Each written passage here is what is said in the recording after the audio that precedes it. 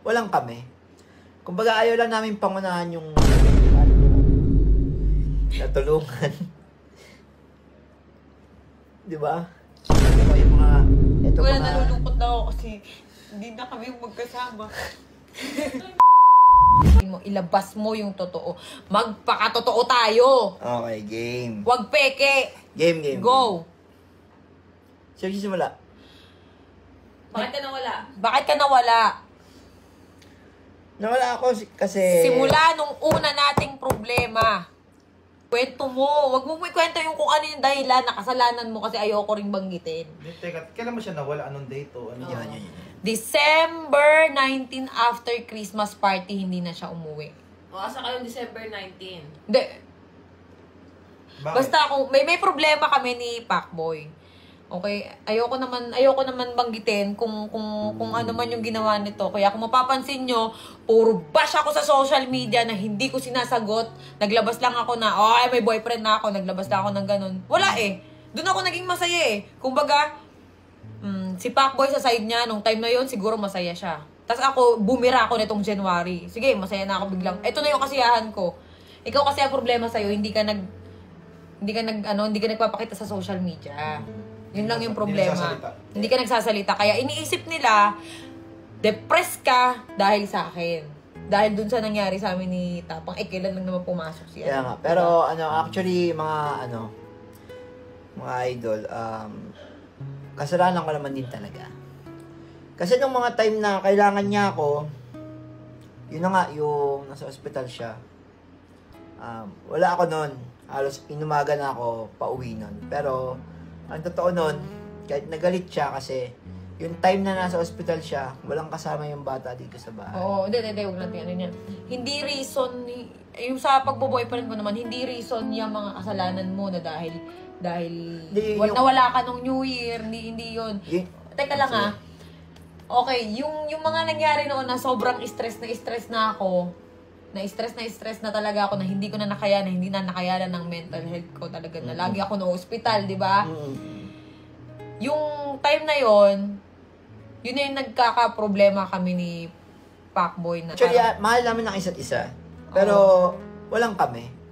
Kumbaga, ayaw lang namin pangunahan yung panahon siguro. So, parang tingin namin, nagkakapaan pa kami ng ugali. Tingin ko, may inaantay siya na gawin ko para ma-fulfill siya na sige, okay na to. Teka lang, maano? Basta yun. Nasabi ko na. Maano? Fulfill. Ano yung fulfill? Mapunan. Mapunan. Fulfill. Kumbaga, kunyari, parang may inaantay siya na bagay na i-improve ko sa akin. Pero tingin niya, hindi pa niya nakikita. So, parang gano'n. So, waiting tayo doon hanggang dumating tayo sa point na hindi na kami magkasundo. Actually, may mga away kami na tago. May away din naman kami na nakikita nyo. Ngayon, kaya kami magkasama ni Kalbo. Yan, kasi para ayoko nakikita siya na ganyan, na parang nahihirapan. Kasi nung hindi na siya nagpapakita, eto ha, lilinawin ko lang, nung hindi na siya nagpapakita, wala pa si Tapang noon. Wala pa sa buhay ko. Kumbaga, ayun nga, akala ko hindi na siya magpapakita, hindi siya magpaparamdam sa akin kasi ayaw mo nang umuwi, wala naman akong ginawa. Siguro, kasi masungit ako minsan sobrang strict ako sa bahay, di ba? Kaya siguro nagkaganon din to si Pacboy. Pero yung may bagay kasi siya na hindi niya talaga maiwasan, kaya sa utak ko parang sakit-sakit na parang ano bang kulang, ano bang kailangan kong gawin para itigil mo yung ganitong bagay. Parang, ayun, napagod na ako na parang yung binibigay kong love, hindi worth it. Yung binibigay kong payo, hindi tumatalab. Hindi ko na alam gagawin ko. Ngayon, may dumating sa buhay ko na parang, ay sige, subukan ko. Okay. Yun. Pero yung pagmamahal ko kay Pacboy, hindi nawawala yung bilang pamilya. Pero hindi mo naman ginamit talaga si Pacboy. Kasi maraming sabi, ginamit mo na si Pacboy, nagpaka-famous ka lang daw after nun. Eto ha. After mo mag 4 million, parang hindi mo na si Pacboy sa Hindi ko kasalanan kung dumami yung followers. Pero nung una pa lang, na nakilala ko si Pacboy, nagbablog na ako. Sa YouTube ako noon. 'Di ba? Nung nag-collab kami ni Pacboy, nung nasa inyo siya, pumunta ka dito, di ba? Hindi natin expect na puputok yung vlog natin. Kwento Masyado natin ako lahat. masyado ako naging kampante. Yan. Siguro pakiramdam ko, parang tumaas ako, lumaki ulo ko, gano'n. Pakiramdam ko parang, ay, hindi ako iiwan nito, gano'n. Kumbaga, parang kayang-kaya kong kontrolin Tapos lahat. lagi mo pa akong tinatakot na, aalis ako dito. Lagi mo akong ginaganon. Guys, yun yung totoo. Lagi mo akong tinatakot na, aalis ako dito. Kasi mabunga nga ako kapag ka nakakita ako ng yung pagpasaway siya, mabaingay ako Kasi siguro na narindi rin. Siguro hindi ko yung mga panahon na yon, hindi ko pinahalagahan yung pagmamahal na ito. Yumabang ako. Kumbaga, Hindi kayo mabang na yung mamayabang ka, ganto ka. Hindi ka ganun. Kumbaga, naging kampante ka lang. Na, hindi ako iiwan nito. Parang ganun. Hindi ako bibitawan nito. Kabisado mo na ako Parang isang suyo ko lang dito. Ganun. Yun, masyado ka naging kampante. Ayun, gusto ko lang din mag-sorry kay Pacboy. Kung gusto ko rin mag-sorry sa inyo. Alam ko, nasaktan ko yung feelings mo. Ngayon lang, alam mo yan, ngayon lang ako ganto. Hindi ko rin alam, parang biglang boom, biglaan Siguro sa sobrang saya ko, hindi ko na namalayan na nasasaktan ko na pala si Pacboy. pero wala ka naman sa Kung tutusin, guys, wala naman siya sa estado na, dyan sa point na yan, hindi siya darating sa point na yan kung naging...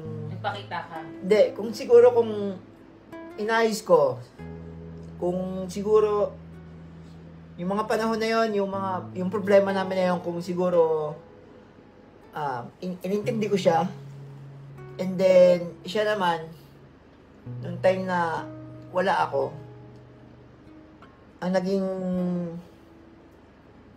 comfort zone niya is yung nandun siya sa Cebu, and siguro si Boy Tapang yun nandun that time, na-stress siya sa akin, and tingin ko napagod na rin siya. Naiintindi. Paulit-ulit ka naman Yun na, napagod. napagod na siya. Napagod ka na rin. Kasi tumakbo kayo.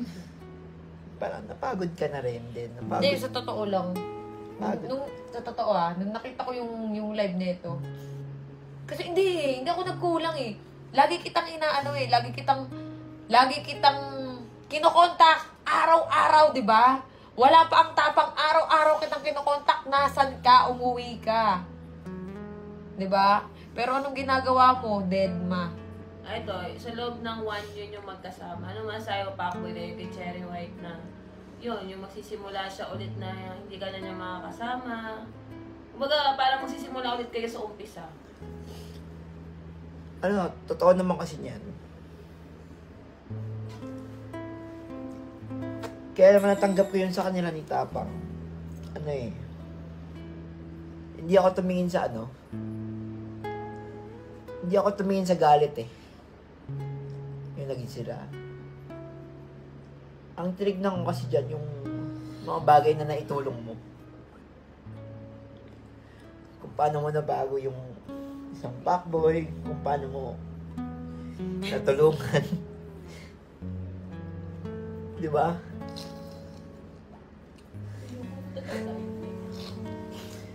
Hindi, Bobo yun mo yung kasi. Tumingin ako sa hindi ako tumingin sa galit ko. Tumingin ako sa mga bagay na naitulong niya sa akin, sa kung paano niya ako binago. Teka lang, lilinawin ko lang tag dito, lovely. Yung mga vlog namin, sinasabi yung ginamit si Pacboy, nung nawalan siya ng page, yung mga video niya na ginagawa ko, yung mga content sa akin niya ina-upload sa page ko. Kaya guys, Ako pa nag-e-edit nun sa sobrang tamad mo. Alam ko yan. kaya nga, Todo trabaho ako. kaya itong mga oras na to, Wala, nalulungkot na ako kasi hindi na kami magkasama. Iyak ako, utang ina niyo. Masakit guys, pero kailangan natin tanggapin kasi tutusin, walang problema to tao na to. Sobrang bait nito. Sobrang bait. Hindi niya ako ginamit. Tinulungan niya ako tinulungan niya ako mag-grow. Yun. Pero ano lang nasabihin ko lang na kaya ako kinausap si Pacboy ngayon. Kasi ito ko ngayon eh. Ayokong to si Kalbo na lugmok. Nakita ko na siya, na stress. Ganyan. Ayoko na makita siyang walang-wala, ganun. Di ba, pangako ko sa'yo noon na aayusin ko yung buhay mo? Diba? Tulungan mo rin yung sarili mo. Itigil mo kung ano yung dapat mong itigil. Tulungan mo kasi yung sarili mo. Kasi hindi ko na alam kung paano pag gumakaawa gagawin ko sa'yo eh. Bugbog sarado ko na nga, wala pa rin epekto eh. Diba? Sila Norbin, di yan nagkulang din sa'yo. Ang bait nila sa'yo. Sobra. Oo, hindi yan nagkulang sa'yo. Seryoso. Nung kahit ano magkasama pa tayo dito sa bahay, ang lagi kong kausap sa mga problema sa'yo, si Lovely lang. Lagi ko sinasabi sa kanya, di ba? Iyak pa nga ako. Lagi kong kausap si Lovely. Hindi ako naglalabas sa social media na ganito, may problema mo, ganito, ganyan, ganyan. Minsan gusto ko nang sabihin kung ano yung problema eh. Pero ayoko na lang banggitin kung ano talaga yung ginawa mo, kung ano yung ginagawa mo. Di ba? Para hindi naman sabihin ng ibang tao na, ay, ganito si Pacboy, ganyan. Hindi. Kung ano yung problema na lang ni Pacboy. Basta may problema, kumbaga, sa atin na lang yun. Diba? Hindi na para, ilantad pa yung ganun. May gusto ko ba sabihin? Ikaw, Chen, hindi, wag kayong magtataka kung makakasama pa ako ni Pacboy sa mga video niya. Pero wala na kaming love team. Kumbaga, puputulin na namin yun. Magiging magkasama kami bilang pamilya. Ganon para, ayaw rin namin ng magkakagalit kami. Ayaw namin ng ganon. Tutulungan pa rin kami. Tulungan ko si Pacboy. Gusto ko magkaroon ka ng sariling bahay. Yun. Yun talaga yung goal ko. Yun yung gusto ko. Tapos ngayon sila Kuya Norbin, si Lovely. Tutulungan ka rin yan. Hindi ka mababayaan yan. Kaya nga sabi namin sa'yo, huwag ka magpakalugmok. Bangon, di ba? Kung ano yung pagkakamali mo, siguro, na lang yan, aral. Pinitik ka ni Lord, na parang aral na lang yan, gano'n. Diba? Hindi natin masasabi kung ano yung mga mangyayari sa mga susunod na araw, susunod na diba? Ikaw, ano masasabi niya sa fans niya sa Pacboy, yung talagang solid Hindi, sa sorry. Kung ano yung ginawa ko.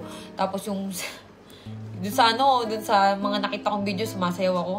Di ko rin expect, ba't ko nagawa yun? Wala masaya ako eh. Huwag na tayo magpaka-impokrita, ganun ako eh. Di ba? Yun na yun eh. Kumbaga, naging masaya ako. Siguro sa sobrang saya ko, hindi ko na namalayan na ang pangit na pala ng tingin ng tao sa akin. Ganun, wala eh. Yun eh. Ngayon ko lang ulit kasi naramdaman yung ganun. sobrang saya. Yung sobrang saya, nandun talaga yung saya. Masaya talaga ako.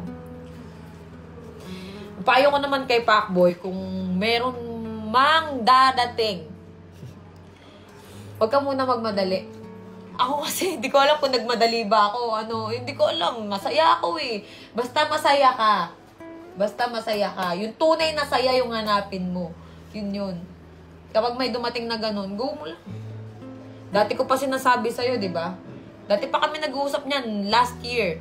Na pag nagka-girlfriend ka, siguro nung bago ako ma-birthday, mapapansin nila, parang wala na lang. Sabi ko sa kanya rin, sabi ko rin sa'yo na kung magkaka-girlfriend ka sinasabi ko sa kanya, kung magkaka-girlfriend ka, yung talagang, hindi yung send Gcash, wag ganon.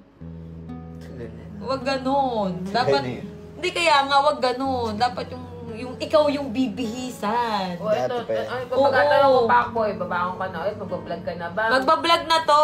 Papahinga lang ng konti. Pahinga lang siya ng bawi-bawi muna. Tapos magbablog ka na ulit. Diba? So may chance ba mag-meet si Boy Tapang sa si Pacboy? Hindi mo nasa ngayon yan. Hindi, ikaw ba? Hindi, di ba? Kilala ko to. Hindi to. So signing off na ba ang Pacboy? Oo. Kumbaga parang ako, nalulungkot ako. Pero gusto ko na rin kasi magpakatotoo. nahihirapan din ako dun sa ginagawa natin. Na pag nag-vlog tayo, wala nang feelings, hindi katulad noon eh. Hindi katulad noon eh. Na pag nag-vlog tayo, pag nag-vlog tayo, na itong mga nakaraan, pagkatapos ng video, ay, wala na. Higa na, edit na ako. Ang ganun. Diba? Mas maganda yung totoo. Yung totoo. Pero si Pacboy, pwede pang dumalaw dito kung sakali. Ay, oo, hindi. Kasi ano niya, love na love niya si Mikey. Oo, si Pacboy, eto, hindi ko to pipigilan pumunta dito sa bahay kasi naging pamilya ko na to. Mahal na mahal nito yung anak ko. Hindi kita pipigilan pagdating dyan kay Mikey. Tsaka mahal siya ng anak ko. Diba? Yun lang. Hindi kasi yan nangyayari kasi nakakatampo kay Pacboy sa totoo lang. Kung may problema siya, sa iba siya tumatakbo. Eh kami naman tong dito lang. Bukas naman yung gate. Hindi, kasi- Sarado mo lang pag bumalik. Ito kasi yung point ko doon. Hindi ako tumatakbo sa inyo. Kasi andun pa rin yung yung hiya. Ba't maiiyak ka? Nahiya ako sa part na pakiramdam ko iniwan ko kayo that time. Hindi. May naiya ka lang na yung mag-grow kasi hindi ka naman papabayaan doon kung hindi ko nakikitang nag-grow ka kay Cherry White eh. Noong una talaga, doubt talaga ako kay Cherry White noon. Di ba? Alam mo yon. Pero nakita talaga namin si Pacboy maayos yung buhay, gumaganda yung pananamit niya, yung parang, hindi na siya parang sidekick lang ni Norby. Kumbaga, nakikilala siya sa ibang character. Doon ko na talaga na si Cherry White na mabuti talaga yung hangarin niya kay Pacboy. So, Hindi, tsaka malaki talaga respeto ko kay Pacboy. Alam niya yan. Alam niya yan. Alam niya, ang laki ng respeto ko dyan. So, kaya hindi ako nagsasalita gano'n sa mga interview, yung mga vlog. Kasi nga, kaya ako talaga kausap ni Cherry White sa mga problema niya kay Pacboy. Yun, nagbibigay kami ng advice. So, kaya nagpunta kami mag-asawa dito, sinama namin si Pacboy para may closure. Kumbaga, maliwanagan yung mga fans niyo. Kasi nga, ikaw nababash ka, kilala naman kita, prangka ka tao. Si Pacboy, mabait din naman. So, sabi ko nga kay Norby, meron na sila isang bagay na hindi nila napagkasunduan. Kaya, ganun nangyari. Hindi, alam nyo totoo lang Pacboy, anong sinasabi ko sa'yo? Wala pang tapang. Noon pa lang na parang suko na ako, Pacboy, ayoko nang mag-vlog, stress na ako. Diba? Gusto ko nang huminto noon talaga. Alam mo yan? Kasi nga sobrang sakit mo sa ulo. Hindi ko na talaga alam kung paano kita bibigilan. Gusto ko na talaga huminto. Pero parang sinasabi na, ay, andito pa yung opportunity sige lang. Na parang, sige, bangon pa. Parang hindi na kinakaya ng utak ko, kaya nung nakaraan, sunod-sunod na yung nangyayari, parang nawawala na ako ng pag-asa, ganun. Eto nga, parang, bigla na lang ako sumaya ng ganun kabilis. Mga taong kumausap sa akin. Baga, ano na yan, way na yan siguro ni Lord. Na sabi nga, pinagtagpo kayo pero hindi kinadhana. So, yun na yan. Ikaw, titanong mo, ikaw, Bes, babalik ka na ba ako? Baga, Yung tatanong si Pacboy ko, Pacboy, tanggap mo naman kung ano yung maging desisyon yung dalawa ni Cherry White. Oo, tanggap ko naman at alam ko naman na lahat mali ko naman talaga lahat yun. hindi mo naman di mal. Hindi, actually, wala naman talaga siya sa point na yan Actually mo, ina-actually mo pa Di ba? Hindi, wala ka talaga sa, sa kalinalagyan mo na yan ngayon. Kung ginawa ko sana ng kung itinama ko sana yung mga pagkakamali. Pero, syempre, yun nga, sinasabi ko kanina, siguro napagod ako, intindihin ka, at ikaw ay napagod. Teka lang, may comment pa, inagaw daw ako sa'yo. Hindi po niya ako inagaw. Ay, hindi po siya inagaw sa akin. Kasi, wala po talagang kami. Yan ang totoo. Ang sakit. Hindi, wala silang label pero nagmamahalan silang dalawa. Yun. Minalaman yung isa't isa nung wala kaming ganon dahil ayaw namin pangunahan yung panahon. Hindi, Pacboy, ito. Ano masabi mo? Ito na yung last na... Ito ba yung last video natin? Hindi. Hindi, magiging pa rin tayo. Magiging Hindi ko masasabi. magiging magkasama tayo sa video pero hindi na katulad noon. Okay? Tulungan natin si Pacboy. Yes. Oo, tutulungan ko yan si Pacboy. Akin lang Hindi ko bebigay ang pera mo. Peted ko talaga. Kahit ano mangyari, ay dele ko talaga ibigay. Yeah, akin na naman. Ayun, gusto ko lang mag-message din siyempre sa, yun, kay Boy Tapak na thank you kasi nandiyan ka ng mga panahong wala ako. Nandiyan ka ng mga panahong malungkot siya. And maraming salamat kasi dahil nakita ko na kung gaano siya kasaya nung mga panahong wala ako at kailangan niya ako. Ano si Ayun Sam? na nga, thank you sa'yo. Ako na Kay ba? Mikey to si Ako na ba laking chire, Pakboy? Hindi, yun na sa inyo, Ay, si Boy Tapo ko na, si Boy Tapo ko. Kunyari ako si Boy Tapang, sasabihin mo kay Boy Tapang. yun na, stay in love always and Tumigil kay Boy Tapang. Ay, si Boy Tapo. Boy Tapang, yun, thank you Oh, ano sa'yo. masabi mo kay Boy Tapang? Yun, thank you sa'yo kasi dahil nung mga panahong